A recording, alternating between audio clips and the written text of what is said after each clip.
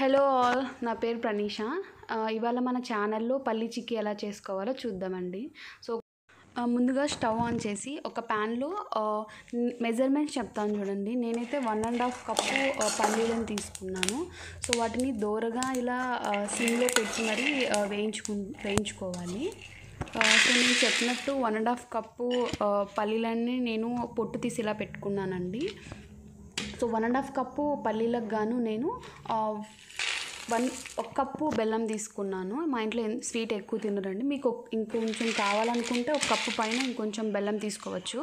1.5 cup పల్లీలకు గాను 1 cup బెల్లం కరెక్ట్గా సరిపోతుందండి.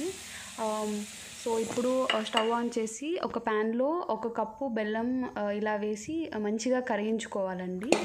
ఒక్క చుక్క నీళ్ళు కూడా అవసరం లేదు. ఆ వేడికి అదే మంచిగా కరిగిపోతుంది అన్నమాట.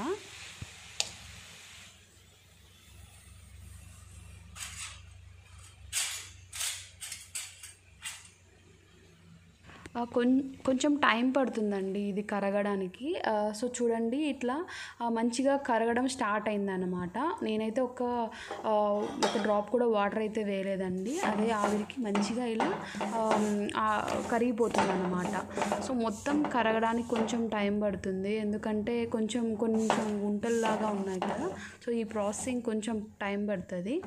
సో మొత్తం అంతా ఇలా కరిగిన తర్వాత నేనైతే కొంచెం ఇలాచీ పౌడర్ వేసానండి, కొంచెం ఫ్లేవర్ మంచిగా ఉంటుందని. సో ఇదంతా ఇలా బబుల్స్ వచ్చిందంటే మనకి పాకం మంచిగా అయినట్టే. నేను కొత్తగా యూట్యూబ్ ఛానల్ స్టార్ట్ చేశానండి. మీకు నచ్చినట్లయితే ప్లీజ్ సబ్స్క్రైబ్ చేసి ఫాలో అవ్వండి. అండ్ ఇక్కడైతే నేను ఒక చెక్కకి మంచిగా నెయ్యి రాసి ముందుగానే రెడీగా పెట్టుకున్నానండి. అండ్ మనకు పాకం మంచిగా అయిందా లేదా అని చూసుకోవడానికి ఒక బౌల్లో వాటర్ తీసుకొని అందులో కొంచెం పాకం వేసి చూడండి, అక్కడ నేను చూపించినట్టుగా అలా ఉండలాగా, ఇప్పుడు చూడండి నేను చూపిస్తాను, ఉండలాగా అయిందంటే మనకు మంచిగా పాకం వచ్చినట్టే అని అర్థం అండి. సో ఇప్పుడు మనం మన పల్లీలను తీసుకోవచ్చు. సో ఈ పాకంలో మంచిగా ఇలా బబుల్స్ వచ్చినాయంటే మంచిగా అప్పుడే మనకు అర్థమైపోతుంది పాకం మంచిగా వచ్చిందని. నేనైతే ఇప్పుడు మనం పొట్టు తీసిన పల్లీలను పక్కన పెట్టుకున్నాం కదండి. సో ఆ పల్లీలని మనం ఇందులో వేసేయాలండి. వేసి మంచిగా చక్కగా కలిపేయాలి. ఆ బెల్లం అంతా ఆ పాకం మంచిగా ఆ పల్లీలకు పట్టేట్టుగా మనం మంచిగా ఇలా చేసుకోవాలండి. చూసారా ఎంత చక్కగా కలిసిపోతుందో. మనం స్టవ్ ఆఫ్ చేస్తే మరీ మంచిదండి, సిమ్లో పెట్టకుండా, ఎందుకంటే అది ఇంకా గట్టిగా అవ్వకోకుండా ఉంటుంది. సో ఇలా మంచిగా మొత్తం అంతా కలిపేయాలన్నమాట, వీడియోలో చూస్తున్నట్టుగా.